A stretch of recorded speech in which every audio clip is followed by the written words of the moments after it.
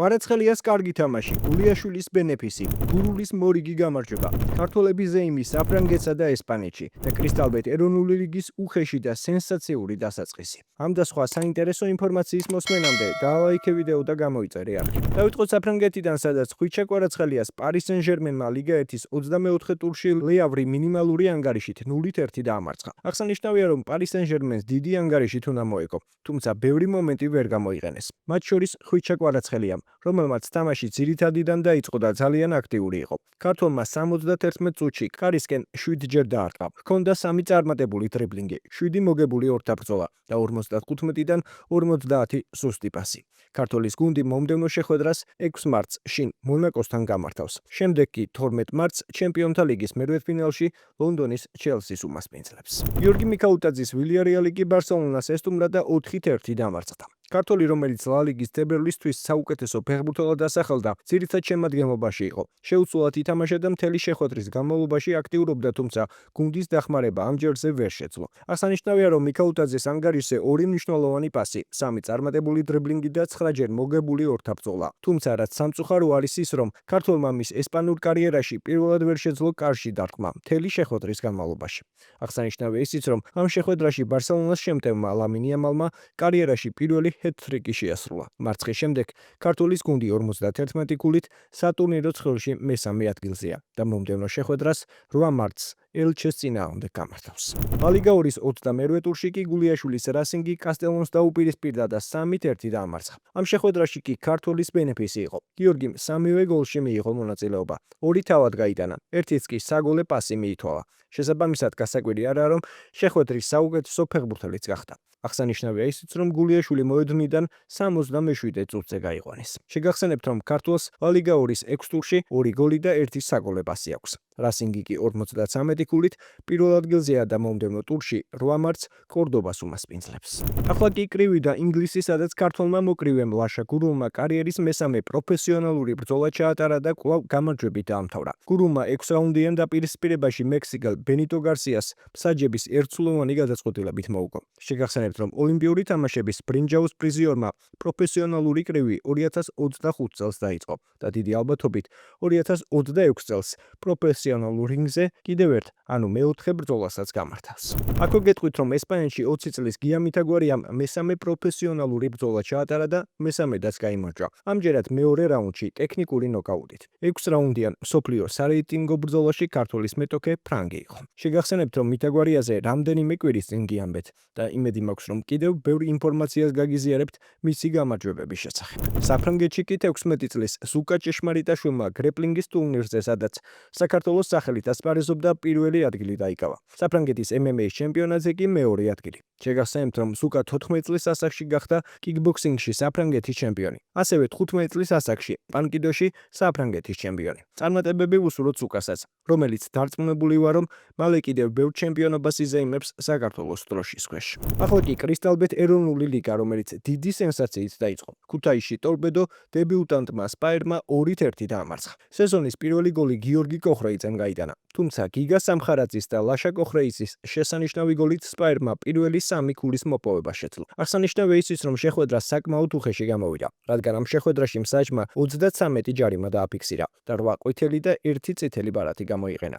მეორე ტაიმში ალიკო ბასილაძემ მეორე ყვითელი ბარათი მიიღო და ტორპედო მოედანზე 10 კაცით დარჩა. სპაერი მომდევნო ტურში დინამო თბილისს უმასპინძლებს. ტორპედო კი რუსთავს ესტუმრება. შეგახსენებთ იმასაც, რომ პირველ ტურში 3 უმაღლესი ლიგის და მეორე ლიგის 2 შეხვედრა უამინდობის გამო გადაიდო. თუმცა კრისტალბეტ ეროვნული ლიგის პირველ ტურში კიდევ ერთი შეხვედრა გაიმართება. 2 მარტს გაგრა სამგურალს უმასპინძლებს. ახლა კი გიდოვებთ ტორპედოს და სპაერის მატჩის საუკეთესო მომენტებს და დაწერეთ კომენტარებში, იქნება თუ არა კოხრეიძის გოლი სეზონის ერთ-ერთი საუკეთესო. და თქმა უნდა, არ დაგავიწყდეთ ვიდეოს დალაიქება და არხის გამოწერა. კოხრეიძის ერთობლივი მონაწილეობა მოიტანს, მაგრამ მანდ სახიფათო მომენტი დაარსდა და პირველი გოლი ჩვენ ჩემპიონატში 2026 წლის ჩემპიონატში გიორგი კოხრეიძეზე საუბრობდი და მოახერხა ტორპედოს ატიანმა მატჩის პირველივე წუთი არასრულ 1 წუთში ტორპედო ხსნის ანგარიშს და თავიდან ბოლომდე ეს შეტევა ბასილაძე ტრადიციულად აქტიური იყო თავის საყვარელ მარცხენა ფლანგზე, კარგად გაამწვავა ეს შეტევა და იქ გამოტანაზე შეცდა. ამ შემთხვევაში კენჭაძე იყო თუ არა ბუტური იყო ეს ფეხბურთელი და შემდგომ თავის მხრივ ანდრიჩის სპასიც უნდა გამოვარჩიო და კოხრეიძემ ერთი შეხებით მომპარისებული დარტყმით აიღო სპაერის კარი. პროგრამა მინიმუმი ქუთაისის ტორპედომ შეასრულა, ანგარიში ქუთათურები დაწინაურდნენ. ჯერი უკვე სპაერზია.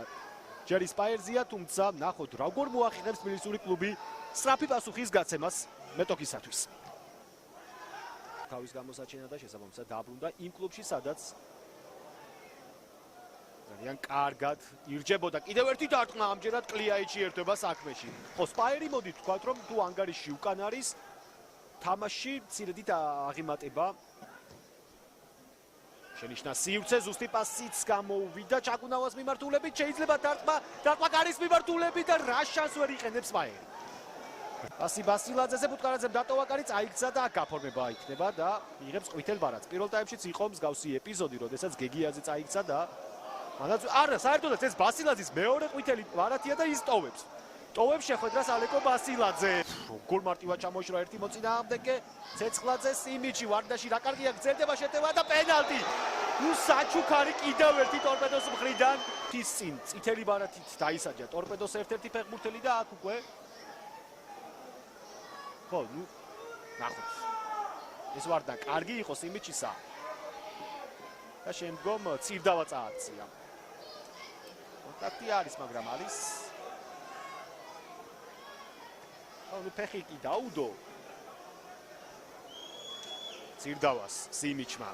ერთ-ერთი საუკეთესოც კი არის, თუ არა საუკეთესო ჩვენ ჩემპიონატში საფრანგეთის გამარჯვებული დარტყმა და მოატყუა მეკარე აბსოლუტურად სხვა კუთხეში გაუშვა ბურთი და ანგარიში ხდება 1-1. ჩაწოდება მოახერხა დარტყმა კარის მიმართულებით. ზუსტი იყო კოხრეიძის თავური, თუმცა კიდევ ერთი ჩაწოდება ბუტკარაძე.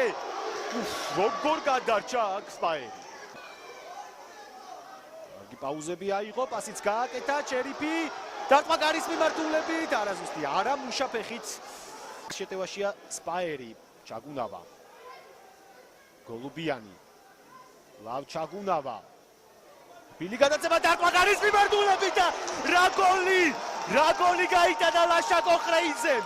შესაძლოა პირველივე ტურში, პირველივე მატჩში ვნახეთ სეზონის ერთ-ერთი საუკეთესო გოლი. სპაერმა მოატრიალა თამაში 1-2. ძალიან ჭკვიანური რბილი გადაკიდება და როგორ გაიწელა კოხრეიძე. ნახეთ, შვენიერი გოლი. და ამას ემატება ის თუ რაოდენ მნიშვნელოვანი გოლი გაიტანა ახლა ლაშა კოხრეიძემ. 1-2. ოხ, რა დღეები ელოდება დირკ შუსტერს თუ წააგო ეს თამაში ტორპედომ. ბრავო კოხრეიძეს. ტეიძე არ დაარტყა პასი მარჯვნივ გოლუბიანი ამასობაში 5 წუთია დამატებული გოლუბიანის კიდევ ერთი დარტყმა და ამჯერად კლიაიჩი თამაშობს და ეს ის ტორპედოს თავს რაღაც უჩვეულო ხდება. ჯერ რა თქმა უნდა მთელი სეზონი წინ არის, მაგრამ დაასრულა ალეკო აფსიაურმა დღევანდელი შეხვედრა. პირველ წუთზე დაწინაურებული ქუთაისის ტორპედო საბოლოო ჯამში დამარცხდა თბილისის სპაერთან ანგარიშით 1-2. ანზორ კიღურაძის წარმატებული დებიუტი ეროვნულ ლიგაში.